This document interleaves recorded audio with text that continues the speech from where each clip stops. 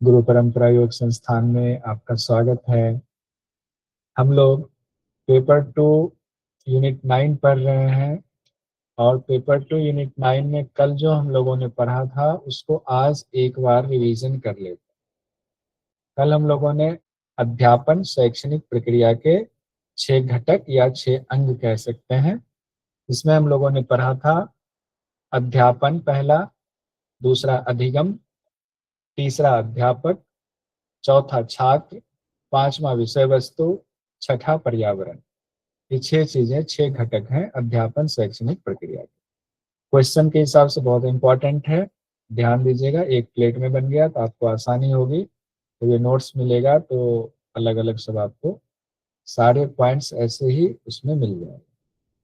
दूसरा हम लोगों ने देखा हुआ था, ये शब्द इससे क्वेश्चन भी पूछा जाता है कि पारंपरिक रूप से सफल अध्यापन के कितने ढंग हैं। तो पारंपरिक रूप से सफल अध्यापन के 2 ढंग हैं, अध्यापक केंद्रित, छात्र केंद्रित। प्राचीन समय में अध्यापक केंद्रित होता था और आजकल आधुनिक समय में छात्र केंद्रित है। तो अभी से अगर पूछा जाए सिंपल, कोई समय ना दे करके शैक्षणिक प्रक्रिया छात्र केंद्रित होती है या अध्यापक केंद्रित, तो आपको छात्र केंद्रित पर ही टिक लगाना है। उसके बाद हम लोगों ने तीसरी इंपॉर्टेंट चीजें पढ़ी हुई थी, अध्यापन विधि।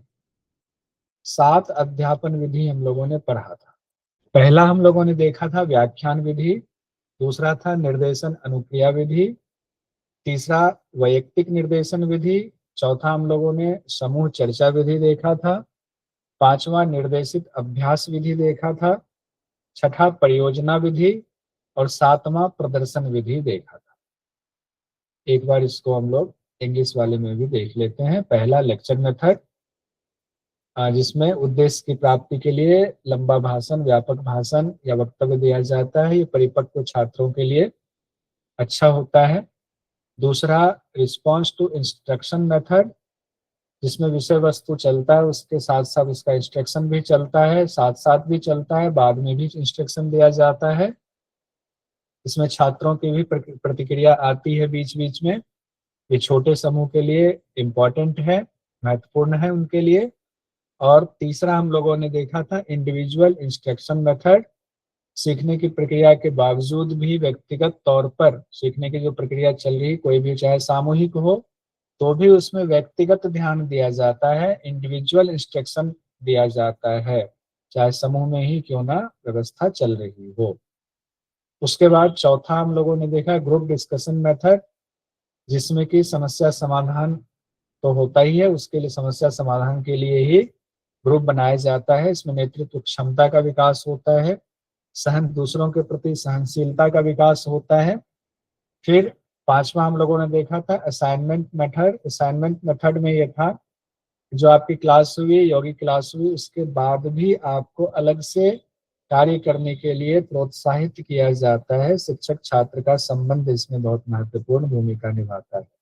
आपको प्रोत्साहन किया जाता है, कोई एडवांस आसन है तो उसके और भी आसन है, उसको करना है, कीजिए। फिर आपके ऊपर गौर फरमाया जाता है, आपकी बातें सुनी जाती हैं। ये हो गया आपका असाइनमेंट मेथड। कहा जाता है ये करके लाना है, इतना अभ्यास करके लाना। तो ये जैसे नौली क्रिया हम लोगों ने देखा था, सटकर्म की क्रिया हो, कोई एडवांस आसन हो, उसके लिए प्रैक्टिस करनी है। उसके बाद छठा था प्रोजेक्ट मेथड। प्रोजेक्ट मेथड में था कि अभ्यास जो आपने सीखा है उसका किसी कोई टॉपिक दिया जाएगा, उस टॉपिक की अनुभव पुस्तिका तैयार करनी है, फिर उसकी लंबी विस्तृत प्रक्रिया तैयार करके उसका प्रदर्शन भी करना है। तो प्रोजेक्ट पहले बनाया जाता है, फिर प्रोजेक्ट को प्रेजेंट भी किया जाता है क्लास में। सातवीं है अध्यापन विधि, डेमोन्स्ट्रेशन मेथड। डेमोन्स्ट्रेशन मेथड में ये स्पर्धा रहित होती है, व्यक्तिगत होती है, दक्षता पर बल दिया जाता है, व्यक्तिगत दक्षता पर। और यौगिक अभ्यास का, जैसे आपने जो सीखा अभी तक, आपकी जो भी दक्षता आ गई उसका सार्वजनिक तौर पर प्रदर्शन करना होता है, डेमोन्स्ट्रेशन मेथड है। इसलिए एडवांस आसन वाला एक हमने लगा दिया था इसमें। इतना हम लोगों ने कल पढ़ा हुआ था, आज इससे आगे हम लोग देखें। ये क्वेश्चन देख लिया था मेरे ख्याल से। अधिगमकर्ताओं के छोटे समूह में योगाभ्यास की सर्वाधिक उपयुक्त शिक्षण विधि कौन सी है, फिर भी एक बार बता दीजिए। Response to instruction method, response to instruction method है। उसके बाद हाँ, अब हम लोग आगे पढ़ेंगे अध्यापन को प्रभावित करने वाले कौन कौन से घटक हैं, कौन कौन से कारक हैं, ये हम लोग अभी पढ़ने वाले। यानी जितने भी अध्यापन विधि है उसमें किन किन चीजों की महत्वपूर्ण भूमिका है, कौन कौन सी चीजें जुड़ने से उसकी क्वालिटी बढ़ जाएगी, क्या घटने से क्वालिटी घट जाएगी। तो 5 चीजें इसमें भी बताए गए हैं। यहाँ पर कंफ्यूजन होती है, हम लोगों ने ऊपर जो 6 घटक देखा हुआ था और यहाँ जो देख रहे हैं, दोनों में क्या अंतर। यह है अध्यापन विधि को प्रभावित करने वाले घटक, और ऊपर जो हम लोगों ने देखा हुआ था 6 घटक, वो किसका घटक था। अध्यापन शैक्षणिक प्रक्रिया के ये 6 अंग हुए, इसको घटक नाम से भी जाना जाता है। अध्यापन शैक्षणिक प्रक्रिया के 6 घटक और अध्यापन विधि को प्रभावित करने वाले 5 घटक। तो दोनों में अंतर है। दोनों प्लेट जब बन जाएगा तो उसको कल 2 विंडो करके हम लोग देख लेंगे, तो आसानी से समझ में आएगा। तो अध्यापन विधि हम लोगों ने पढ़ा, कितनी अध्यापन विधियां पढ़ी हम लोगों ने, एक बार वो बता दीजिए तो आसानी होगा समझ। 7 सर। 7 विधियां। 7 अध्यापन विधि अलग अलग स्टूडेंट के लिए, अलग अलग ग्रुप के लिए अलग अलग व्यवस्था होती है। कहाँ पढ़ा रहे हैं, क्या टॉपिक पढ़ा रहे हैं, उस पर भी अध्यापन विधि को चूज करने में आसानी होती है, कौन सी अध्यापन विधि कहाँ इस्तेमाल करना है। उन अध्यापन विधियों को प्रभावित करने वाले घटक देख रहे हैं। पहला है विषय वस्तु, दूसरा है पहले की छात्रों की पृष्ठभूमि, यानी पहले की पृष्ठभूमि यानी कि किन छात्रों को पढ़ा रहे हैं, उनकी पृष्ठभूमि क्या, उनका बैकग्राउंड क्या है, कितना अनुभव है पहले का। तीसरा अध्यापक, चौथा सुविधाएं, पांचवा वैज्ञानिक सिद्धांत। फिर वैज्ञानिक सिद्धांत के भी अलग अलग सिद्धांत है, वो अलग से पढ़े। इसमें 3 चीजें तो बहुत कॉमन है, विषय वस्तु, छात्र और अध्यापक। विषय वस्तु, छात्र, अध्यापक। छात्र में ही थोड़ा सा ट्विस्ट कर दिया है कि छात्रों का बैकग्राउंड आपको जानना चाहिए, तो वो आपको ये जो अध्यापन विधि है उसको बनाने में मदद करेगा। फिर सुविधाएं हैं, फिर सुविधा इनके इंग्लिश नेम नहीं है, इंग्लिश इनका लीजिए, हिंदी डालते थे इंग्लिश, इंग्लिश डालते हैं हिंदी, हिंदी वाला नहीं, हिंदी वाला जिनके पास था विभाजी भेज दीजिएगा तो इंग्लिश वाला ऐड कर देंगे। चौथा सुविधाएं कौन कौन सी आपके पास मौजूद हैं जो आप पढ़ाने वाले हैं। और पांचवा वैज्ञानिक सिद्धांत कौन कौन से इसमें लागू करके आप चूज कर सकते हैं। जैसे आप आते हैं विषय वस्तु और 5 चीजें, ये पांचों आपको ध्यान रखना है। अध्यापन विधि को प्रभावित करने वाले घटक कौन से हैं, कारक कौन से हैं। एक बार बिना देखे कोई बोल दीजिए, तो 1-2 लोग भी बोल दीजिए, कोई हैंड रेज करके। अब हमने हटा दिया हुआ है हैंड रेज की। वंदना जी। जी, अध्यापन विधि को प्रभावित करने वाले 5 घटक या कारक हैं। पहला विषय वस्तु, दूसरा छात्र किस बैकग्राउंड से आए हैं, उनकी पृष्ठभूमि, तीसरा अध्यापक, चौथा सुविधाएं, पांचवा वैज्ञानिक सिद्धांत। आरजू जी। सर सबसे पहले तो विषय वस्तु आती है, फिर सर पहले की पृष्ठभूमि, फिर अध्यापक, उसके बाद सर सुविधाएं और लास्ट में आ जाएंगे वैज्ञानिक सिद्धांत। वैज्ञानिक सिद्धांत, बहुत बढ़िया। अब किससे जुड़ा हुआ, अध्यापन विधि से। अध्यापन विधि सब याद रखेंगे तो इन 5 शब्दों को हम अच्छे से आइडेंटिफाई कर पाएंगे। पहली बात है विषय वस्तु। तो किसी विषय वस्तु का महत्वपूर्ण स्थान होता है किसी भी अध्यापन विधि को चूज करने में। जैसे हम अगर योग का थियरी पेपर पढ़ा रहे हैं तो हमारे सामने एक विषय होता है, मान लीजिए घेरन संहिता या हठ प्रदीपिका पढ़ा रहे हैं, या हम अगर प्रैक्टिकल कोई चीज पढ़ा रहे हैं तो उसमें हम किसी खास आसन का अभ्यास कराने वाले हैं, तो पहले हम विषय वस्तु चुनेंगे, तब हमें पता चलेगा कि हम कौन सी अध्यापन विधि का इस्तेमाल करें। अगर हमने विषय चुन लिया कि आज हमें मयूरासन का अभ्यास कराना है, क्या हम लेक्चर मेथड को इस्तेमाल कर सकते हैं, नहीं कर सकते। तो अध्यापन विधि को चुनने में विषय वस्तु का महत्वपूर्ण स्थान होता है। विषय वस्तु बदल जाता है तो अध्यापन विधि भी बदल जाता है, ये कहना चाह रहा है। अब देखिए, अगर मयूरासन कराना है, लेक्चर मेथड काम नहीं आएगा, दूसरे कोई मेथड आप इस्तेमाल कर लीजिए, देखिए कौन सा सबसे सटीक मेथड होगा। अलग अलग विषय वस्तु पर अलग अलग अध्यापन विधि का इस्तेमाल किया जाता है। हेल्थ एजुकेशन के जो स्किल्स हैं, तो उसके अध्यापन में इस्तेमाल विधियां यौगिक अभ्यासों की विधियों में काफी समानता होती है। यानी कि आप जो अध्यापन विधियां हैं वो जो एक जनरल अध्यापन विधि है एजुकेशन की, और जो योग की अध्यापन विधि, दोनों में अंतर होता है। लेकिन फिजिकल एजुकेशन की जो अध्यापन विधि होगी वो यौगिक अध्यापन विधि में दोनों में समानता होती है, क्योंकि वो भी हेल्थ से जुड़ा मसला है, ये भी हेल्थ से जुड़ा मसला है। उसमें भी प्रैक्टिकल थियरी दोनों होता है, इसमें भी प्रैक्टिकल थियरी दोनों होता है, दोनों में काफी समानताएं होती हैं। दूसरा घटक कौन सा था? पहले की पृष्ठभूमि और छात्रों के अनुभव। अब मान लीजिए इसी क्लास की बात ले ले, तो बहुत सारे लोग ऐसे होंगे जो मास्टर करके आए हुए, तो हमने एक बात का ध्यान रखा कि इसमें वही छात्र पढ़ेंगे जिन्होंने मास्टर किया हुआ है या जो मास्टर कर रहे हैं, एक समानता रहेगी। लेकिन मान लीजिए इसमें कोई ऐसे छात्र आए जिनको मास्टर का सिलेबस पूरा पता ही नहीं है और हम पढ़ा रहे हैं, हमको कुछ समझ में नहीं आएगा, पहले से कुछ अवेयर है, कुछ पढ़ा हुआ, उनको सिलेबस विषय वस्तु की जानकारी है, तो हमारे लिए आसान हो जाता है। तो शिक्षक को ये भी पता करना चाहिए कौन सी विधि चुनना है अध्यापन की, तो उसका बैकग्राउंड क्या है छात्र का, वो पहले से उस योग अभ्यास के बारे में, थियरी या प्रैक्टिकल के बारे में कितना जान रहा होता है।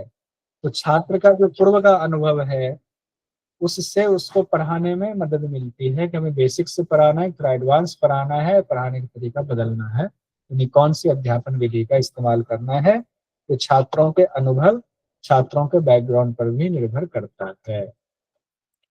जैसे कि हम लोग जानते हैं ना, जब हम लोगों ने शुरुआत की होंगी, जैसे मैं मोरारजी देसाई में हमने पहले 1 महीने का फाउंडेशन कोर्स किया, उसमें जो पढ़ाया गया और जो हमने मास्टर किया, मास्टर में जो पढ़ाया गया, दोनों में अंतर था, जमीन आसमान का फर्क था, पढ़ाने के तरीके में फर्क था, अध्यापन विधि में फर्क था। अब तीसरी बातें आती हैं अध्यापक की। अध्यापक भी बहुत महत्वपूर्ण भूमिका निभाता है अध्यापन विधि में। तो कौन सा अध्यापन विधि चुन रहे हैं उसमें आपका स्किल कितना है, आप दक्ष हैं या नहीं। मान लीजिए कि मैं लेक्चर मेथड चुन लेता हूँ और लेक्चर देना मुझे अच्छे से नहीं आता है, तो फिर गड़बड़ हो जाएगा। अगर हमने दूसरा कोई मेथड चुना, ग्रुप डिस्कशन वाला मेथड चुना, उसमें हमारी दक्षता है, तो ग्रुप डिस्कशन वाले को ही बढ़ाएं, डिपेंड करता है। अगर आप कोई मेथड चुन रहे हैं उसमें दक्ष नहीं है, तो पहले उसकी तैयारी करके उसमें दक्ष बन जाइए, उसमें अपना स्किल बढ़ाइए, फिर उस अध्यापन विधि को इस्तेमाल कीजिए। देखिए आपका वो विधि भी छात्रों को बहुत पसंद आएगा। तो कोई भी विषय वस्तु, कोई भी विधि दरअसल अच्छी बुरी नहीं होती है, ये भी कहा गया है, कोई भी विधि अच्छी बुरी नहीं होती है, उसको कैसे प्रस्तुत किया जाता है और प्रस्तुत करने वाला शिक्षक कितने मजेदार तरीके से प्रस्तुत करता है, इस पर डिपेंड करता है कि वो बहुत मजेदार भी हो सकता है, बहुत बोरिंग भी हो सकता है। टीचर की भी भूमिका बहुत महत्वपूर्ण होती है। इसीलिए अध्यापक के बारे में यहाँ पर एक बात कही गई है कि उनकी क्या खूबियां होनी चाहिए। खूबियों के बारे में भी क्वेश्चन पूछा जाता है, पूछा भी गया है पहले, जब हम लोग PYQ देखेंगे तो उसमें सारे क्वेश्चन आएंगे। एक अच्छे अध्यापक की खूबियां होनी चाहिए, उनका कम्युनिकेशन बहुत बेहतर होना चाहिए, कम्युनिकेट चीजों को, जो पढ़ा रहे हैं उसको कम्युनिकेट कर पाए। अध्यापन कार्य से उनका प्रेम होना चाहिए। कम्युनिकेट तब तक नहीं कर सकता जब तक वो अपने अध्यापन कार्य से जो कर रहे हैं, पढ़ाने का जो पेशा उनका है, उससे जब तक उनको प्रेम नहीं है तब तक वो कम्युनिकेट नहीं कर पाएंगे, उससे प्रेम होना चाहिए। दूसरों की रुचि और अनुभव का आदान प्रदान कर पाए, अपना अनुभव भी बता पाए, दूसरों की रुचि का भी ध्यान रखें, दोनों का आदान प्रदान होना चाहिए। छात्र की स्थिति में अपने को ढाल सकने की योग्यता भी होनी चाहिए कि छात्र की मन स्थिति क्या होगी, उसमें अपने आप को ढालने की योग्यता भी उसकी होनी चाहिए। और छात्रों को हतोत्साहित ना करते हुए उनकी जिज्ञासा को दूर करना चाहिए। किसी ने कोई सवाल पूछा, ऐसा डांट दिया दोबारा वो सवाल ही ना पूछे, तो हतोत्साहित नहीं करना चाहिए, बल्कि उनकी जिज्ञासा छोटी हो बड़ी हो जो भी हो, उसको दूर करना चाहिए। आकर्षक व्यक्तित्व होना चाहिए शिक्षक का। और व्यक्तित्व जब साइकोलॉजी में आपने पढ़ा होगा तो पर्सनालिटी में माफी चाहूंगा, पर्सनालिटी में सिर्फ अच्छे कपड़े होना ही बहुत मायने नहीं रखता है, अच्छा हाइट मायने नहीं रखता है, सिर्फ नैन नक्श बहुत अच्छे हैं सिर्फ वही मायने नहीं रखता है। काले हैं, गोरे हैं, ठिकना है, लंबा है, मोटे हैं, उसका स्थान होता है लेकिन परसेंटेज में होता है। आकर्षक व्यक्तित्व के लिए बहुत सारी चीजों का इंपॉर्टेंस है, तब एक व्यक्तित्व आकर्षक बन पाता है। कोई कुरूप सा दिखने वाला भी व्यक्ति बहुत आकर्षक व्यक्तित्व वाला हो सकता है। ऐसे बहुत सारे उदाहरण हुए हैं दुनिया में। खुद की जीवन शैली द्वारा भी आदर्श प्रस्तुत करना चाहिए। जैसे हम पढ़ा रहे हैं, कह रहे हैं कि नहीं योग वाले को कि गलत चीजें नहीं खानी चाहिए, मैदा नहीं खाना चाहिए, चीनी नहीं खाना चाहिए, समोसा नहीं खाना चाहिए, मिठाई बहुत मत खाइए, और कहीं गए बाहर और खुद ही उसका इस्तेमाल करना शुरू कर दिया। छात्र आपको देख रहे हैं, अरे मेरी पार्टी में छात्र भी हैं, शिक्षक भी हैं, और गुरुजी ने बोला था खुद तो खा रहे हैं। बोले कि नहीं 7 बजे 8 बजे के बाद भोजन मत कीजिए, और 11-12 बजे रात को भी फोन किए तो भोजन कर रहे हैं। तो जीवन शैली आपकी आदर्श नहीं रही, तो अपने जीवन शैली से भी आदर्श प्रस्तुत करना है, तो व्यक्तित्व का एक महत्वपूर्ण अंग ये भी हो जाता है। छात्रों के प्रति व्यावसायिक उत्तरदायित्व की भावना हो, यानी प्रोफेशनलिज्म होना चाहिए, यानी उत्तरदायित्व होना, यही प्रोफेशनलिज्म है कि जो हम पढ़ाने यूजीसी नेट, तो उसको लेकर के हमें फोकस्ड होना चाहिए कि उनकी क्या, उनके लिए सही क्या गलत है, क्या एग्जाम में पूछा गया, क्या क्वेश्चन पूछा जा सकता है, सिलेबस में क्या है, कब एग्जाम के डेट निकले, कब फॉर्म भरना, ये सारी बातों का के दायरे में हमें अपना कर्तव्य निभाना चाहिए। आपकी आवाज मधुर होनी चाहिए और प्रभावी भी होनी चाहिए। मधुर आवाज है, इतना धीरे बोल रहे हैं कि सामने वाला सुन ही नहीं पा रहा है, या आवाज मधुर नहीं है और कर्कश आवाज में बोल रहे हैं, सामने वाला भाग जाएगा, बहुत विद्वान है तो भी। आवाज मधुर भी होना चाहिए, प्रभावी भी होना चाहिए, टोन, लय, पिच सबकी जानकारी होनी चाहिए। शिक्षक के गुण बताइए, शिक्षक तीसरे नंबर पर। चौथे नंबर पर सुविधाओं की बात आई हुई है। अध्यापन के दौरान सुविधाएं अध्यापन विधियों को प्रभावित करती हैं। आपने चुन लिया कि हमें ऐसी विधि चुन लिया जिसमें आपको प्रोजेक्टर की जरूरत है, और प्रोजेक्टर है ही नहीं, अब प्रोजेक्टर लगाने की व्यवस्था ही नहीं है आपके क्लासरूम में, तो फिर वो विधि काम नहीं करेंगे। सुविधाएं, जितनी सुविधाएं हैं, जो जगह है, उसी को ध्यान में रख करके आपको अध्यापन विधि को चूज करना होगा। कहीं ब्लैक बोर्ड है तो उसी को रोचक बनाइए, प्रोजेक्टर है तो उसको रोचक बनाइए, और बहुत सारी चीजें और सुविधाएं होती हैं, पंखा है कि नहीं, पानी व्यवस्था है कि नहीं। तो अध्यापन विधि में इन चीजों का भी बड़ा स्थान होता है कि आप प्रैक्टिकल क्लास करा रहे हैं, योगा मैट्स है कि नहीं, या दरी अच्छे से बिछी हुई है कि नहीं, फर्श पे या तो बढ़िया गद्दा, आज जैसे मोरारजी देसाई राष्ट्रीय योग संस्थान के जो योग वाले स्थान होते हैं उसमें परमानेंट वाला गद्दा एक बिछा होता है, उसके ऊपर मैट बिछाया जाता है। परमानेंट उसमें मैट्स बिछे होते हैं जो फिक्स होता है, उसके ऊपर फिर अपना मैट ले जाके आप बिछाइए, या वहां पर भी मैट की व्यवस्था होती है। तो वहां पर जब आप योग करते हो बड़ा आनंद आता है। कोई एडवांस आसन कर रहे हैं, थोड़ा गिर भी गए तो चोट नहीं लगेगी। तो ये सारी चीजें हैं, उसको देखने के बाद अध्यापन विधि का महत्व, अध्यापन विधि को चुना जाता है। वातावरण कैसा है, खुले में है या बंद है, तो अध्यापन विधि उस हिसाब से चुने। पांचवा है वैज्ञानिक सिद्धांत। अध्यापन विधि को चुनने के लिए वैज्ञानिक सिद्धांत की जानकारी होना भी जरूरी है। अब ये कई जानकारियों पर निर्भर करता है, जैसे शरीर रचना क्रिया विज्ञान का ज्ञान होना जरूरी है योग के छात्रों को भी। योग के छात्रों को साइकोलॉजी का भी ज्ञान होना चाहिए, इसीलिए साइकोलॉजी भी हमारे सिलेबस में डाला हुआ है। टीचिंग की किताबें भी पढ़ी हुई होनी चाहिए, टीचिंग स्किल्स क्या कहता है, टीचिंग एप्टीट्यूड क्या कहता है, उसकी भी जानकारी आपको होना चाहिए। योग के क्या सिद्धांत हैं, उसकी भी जानकारी आपको होना चाहिए। तो वैज्ञानिक सिद्धांत में ये सारी चीजें आती हैं। एक बार हम लोग कुछ क्वेश्चंस देख लेते हैं, फिर आगे बढ़ेंगे, कल फिर इसी को रिवीजन कर लेंगे। Teaching methods for yogic practices पुस्तक के अनुसार, यानी योगाभ्यासों के अध्यापन विधि पुस्तक के अनुसार, शिक्षण विधियों को प्रभावित करने वाले कारक हैं।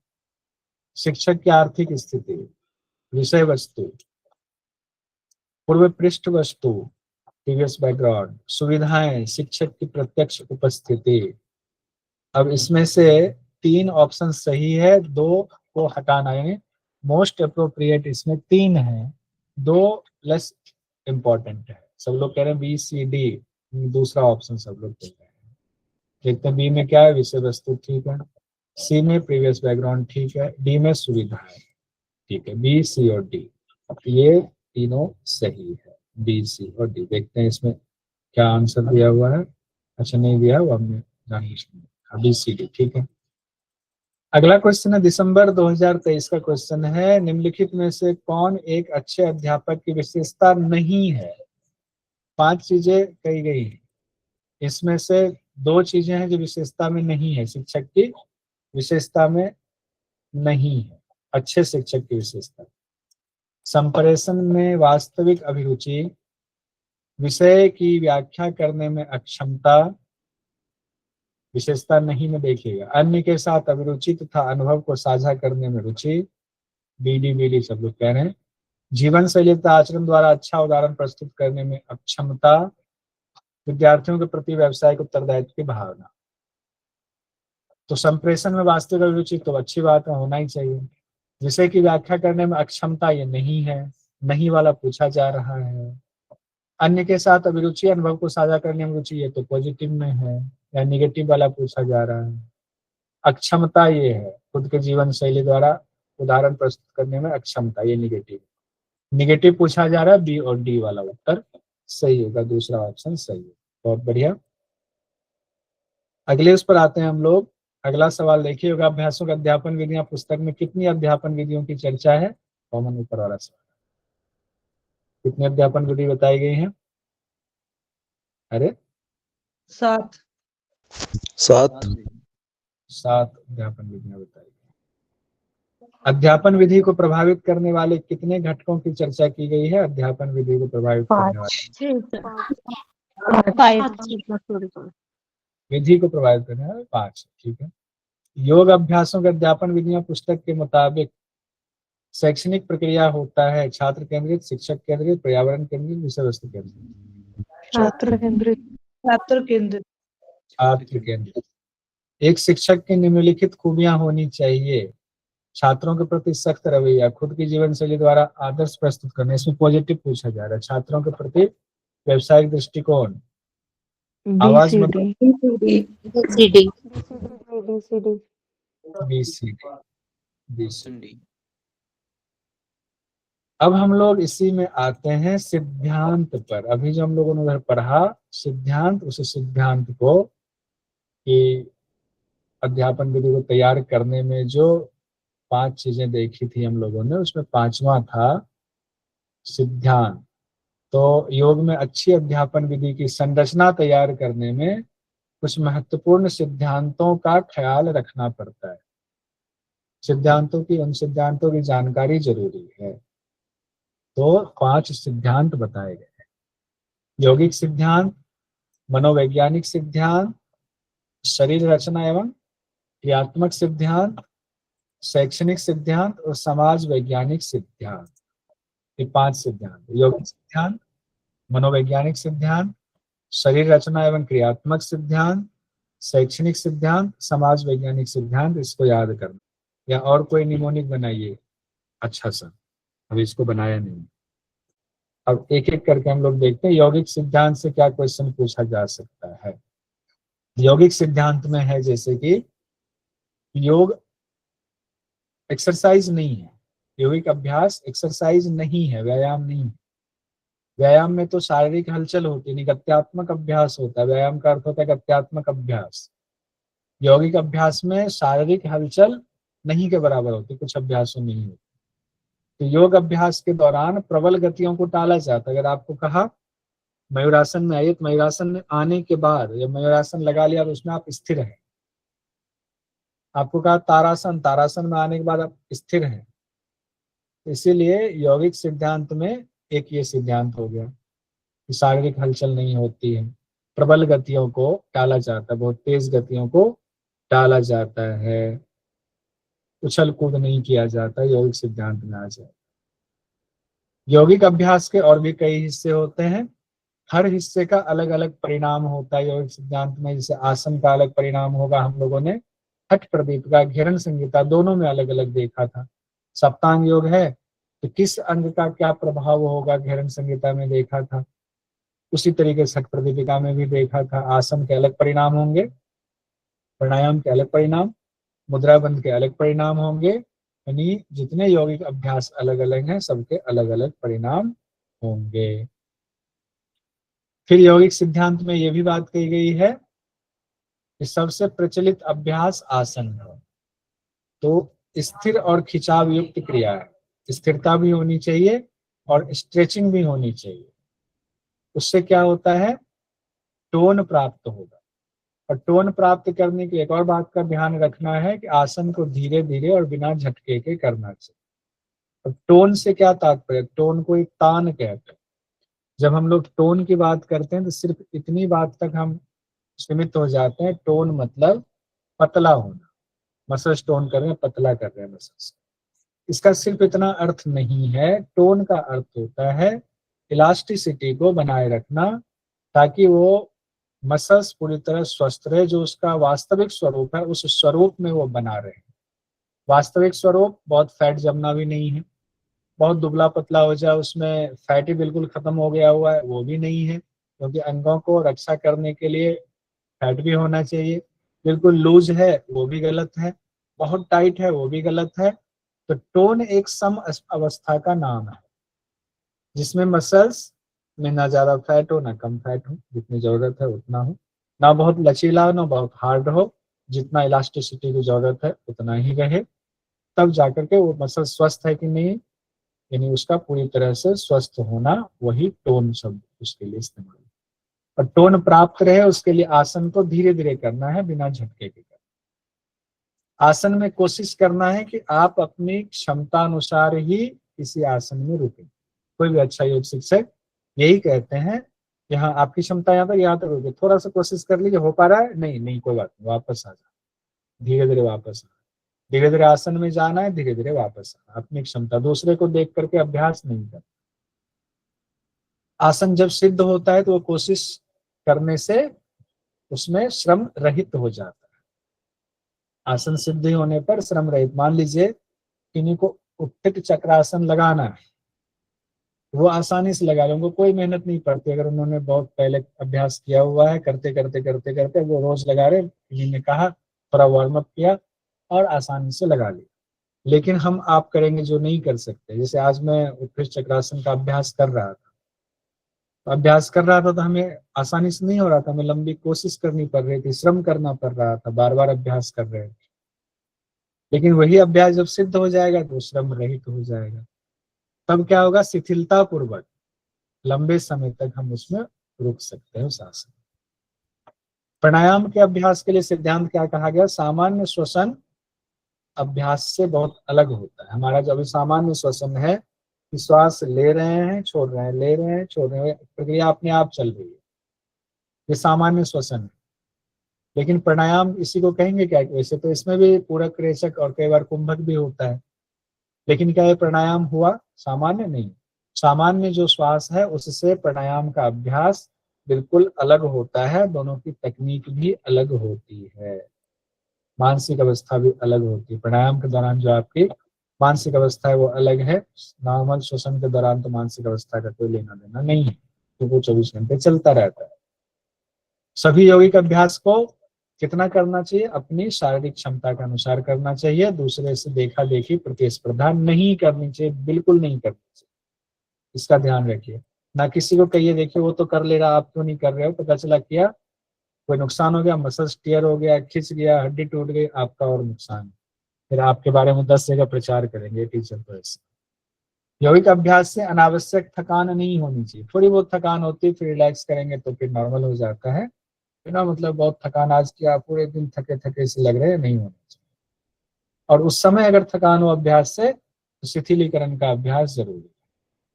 इसलिए जब हम लोग बैठ करके अभ्यास करते हैं कोई हार्ड, तो तुरंत फिर क्या है, रैबिट पोज में हम लोग रिलैक्स करते हैं, या अधोमुख वीरासन में रिलैक्स करते हैं।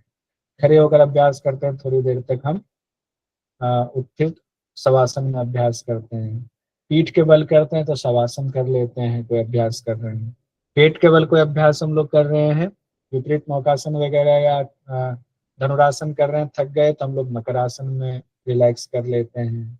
तो हर पोस्चर का, खड़े होकर के, बैठ करके, पीठ के बल, पेट के बल, आपको शिथिलात्मक आसन जरूर होता है उसका, उसमें जरूर रुकवाना चाहिए। सभी यौगिक अभ्यासों से मन को शांति मिलनी चाहिए। इतने यौगिक अभ्यास है, अगर उससे मन को शांति नहीं मिल रही है तो कुछ गड़बड़ हो रहा है, इसका ध्यान रखें। यौगिक अभ्यास की शुरुआत मन और शरीर को शिथिल करते हुए शुरू करें। यौगिक अभ्यास की शुरुआत कैसे करना है? मन और शरीर दोनों को शिथिल करना है, उसके बाद शुरू करना है। और जब यौगिक अभ्यास कंप्लीट हो गया तो संपन्न करने के लिए भी किसी प्रार्थना को स्वर में गाते हुए, ध्यान केंद्रित करते हुए क्लास को संपन्न कराना चाहिए। इसलिए जितने योग साधक हैं जो करा रहे होंगे या कर रहे होंगे, सब लोग शुरुआत में भी प्रार्थना कराते हैं, श्वास पर ध्यान ले जाइए, मन शांत कीजिए, यहीं पर प्रेजेंट रहना है, सारा अभ्यास ही। सबके अपने अपनी शैली होते, उस शैली से मन शरीर को रिलैक्स करके फिर अभ्यास शुरू करते हैं और लास्ट में फिर एक बढ़िया प्रार्थना करके, गा करके, ध्यान केंद्रित करके संपन्न करते हैं। ये कौन सा सिद्धांत हम लोग पढ़ रहे थे? यौगिक सिद्धांत। यौगिक सिद्धांत। की चर्चा है, अब तो मैंने पढ़ लिया। आपकी अनुक्रिया चाहिए। रिस्पॉन्स टू क्या है? और दूसरा वाला सिद्धांत क्या था, नाम बताइए। Response to instructions. ठीक है। अब ये बताइए, 5 सिद्धांत है। पहला सिद्धांत हमने पढ़ा योग, दूसरा सिद्धांत क्या है? मनोवैज्ञानिक सर। मन को शांत कर लिया। शुरुआत में यौगिक सिद्धांत में कहा गया पहले मन को शांत करना, चलिए मनोवैज्ञानिक सिद्धांत दूसरा हो गया। तीसरा सिद्धांत क्या है? क्रियात्मक अभ्यास। क्रियात्मक और वो मन कहाँ है? दूसरा साइकोलॉजिकल है सर, शैक्षणिक सिद्धांत। तो मन कहाँ है? शरीर में, यानी साइकोलॉजिकल तो मन से हुआ ना। तो स्वस्थ शरीर में स्वस्थ मन का वास होता है, तो स्वस्थ शरीर चाहिए, तो शरीर की रचना का ज्ञान भी होना चाहिए। शरीर रचनात्मक सिद्धांत हो गया। 3 हो गए। चौथा कौन सा है? शैक्षणिक सिद्धांत। शारीरिक रचना का ज्ञान कैसे होगा? तो उसके लिए शिक्षा लेनी पड़ेगी, शैक्षणिक सिद्धांत पढ़ना पड़ेगा। और 5वां कौन सा हो गया? कहाँ समाज में कहाँ ज्ञान सिद्धांत। सर इसका एक निमोनिक बताओ। हाँ बताइए ना। यम द्वारा, यम यानी यौगिक सिद्धांत और मत्स्य मनोवैज्ञानिक सिद्धांत। यम के द्वारा शरीर क्रिया के शिक्षण द्वारा समाज वैज्ञानिक सिद्धांत दे पाते हैं, समाज को वैज्ञानिक सिद्धांत दे पाते हैं। सुंदर है। इसको पायल जी एक काम कीजिएगा, मुझे लिख के भेजिएगा, मैं ग्रुप में शेयर करूंगा। मैं भेज दूंगी। बढ़िया है, अच्छा है, बहुत बढ़िया। आपको हाँ वैसा लीजिए।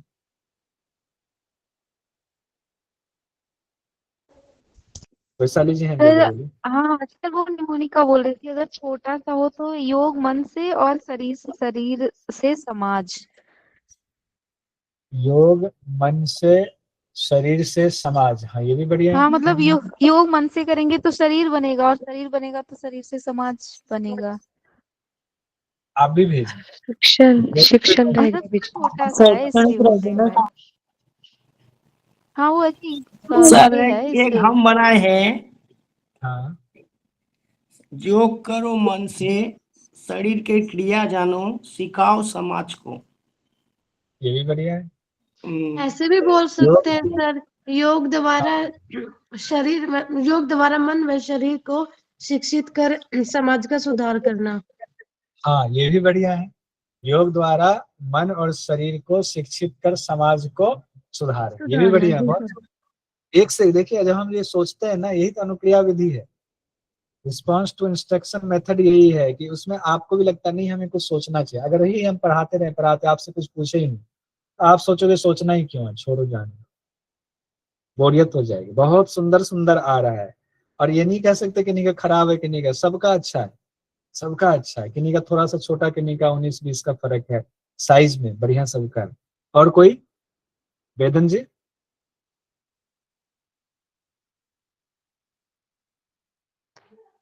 मुझे सर इंग्लिश में याद है ये, मतलब बताइए इंग्लिश में जल्दी याद होता है मुझे। बताइए।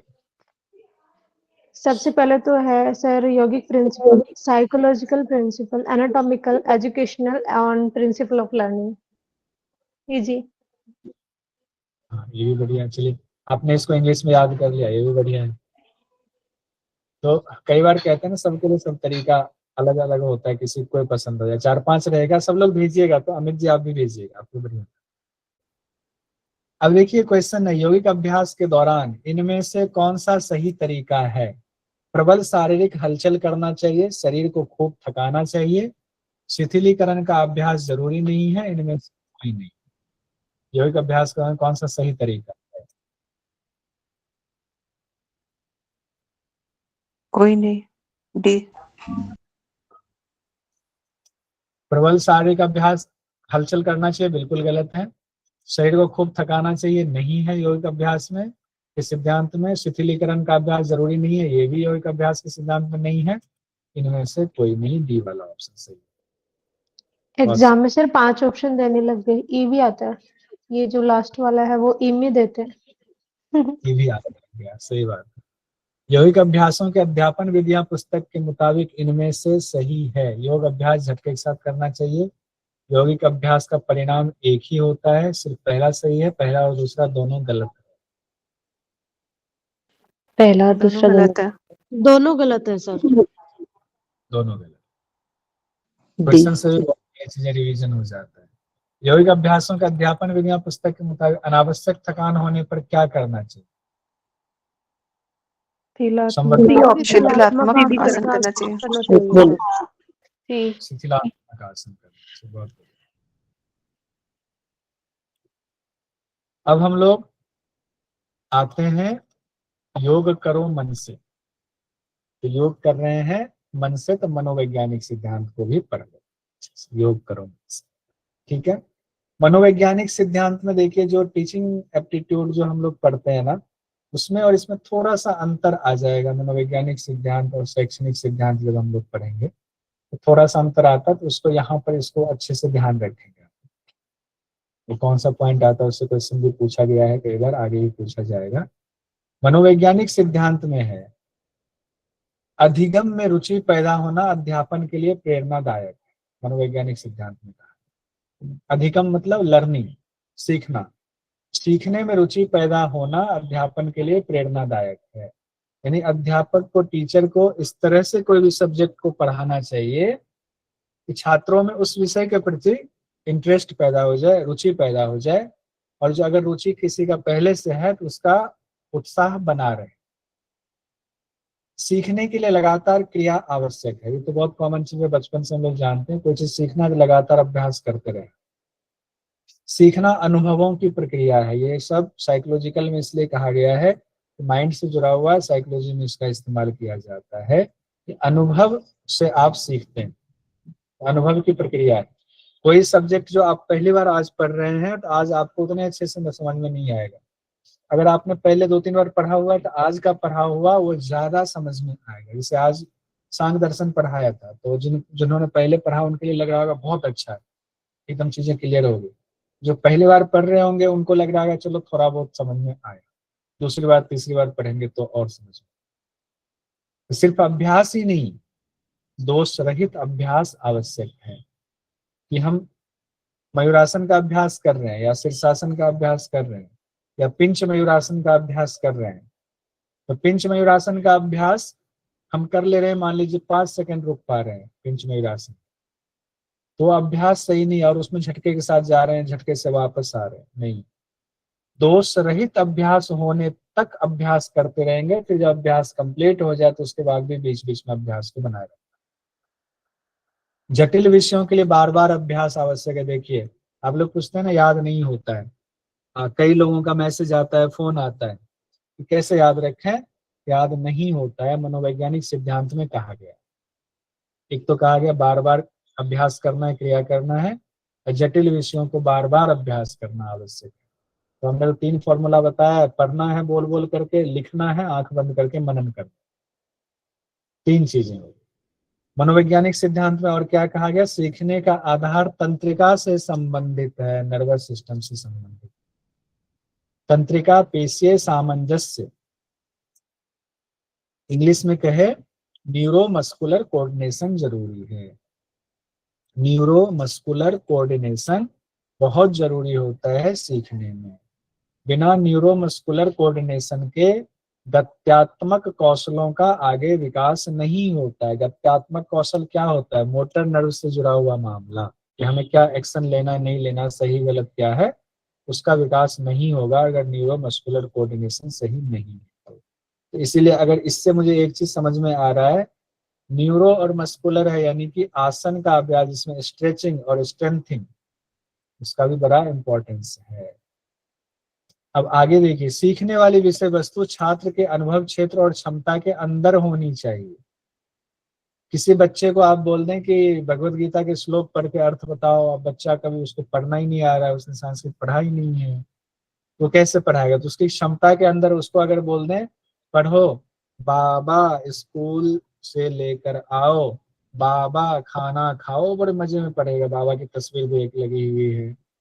तो विषय वस्तु छात्र के अनुभव क्षेत्र से संबंधित होना चाहिए और उसकी क्षमता के अंतर्गत होनी चाहिए। तो ये बहुत इंपॉर्टेंस रखता है, मनोवैज्ञानिक सिद्धांत में कहा गया, क्योंकि हर छात्र की क्षमता अलग हो सकती है। अब मुझे आप कह दें कि वाटर योगा करो, पानी में जा करके तैरते रहो, ऐसे कमल पत्र की तरह नहीं होगा, मेरी क्षमता नहीं, कभी हम पानी में तैरे ही नहीं, तैरना नहीं आता। लेकिन जिनको आता है उनको अगर सिखाएंगे वो जल्दी सीख जाएगा।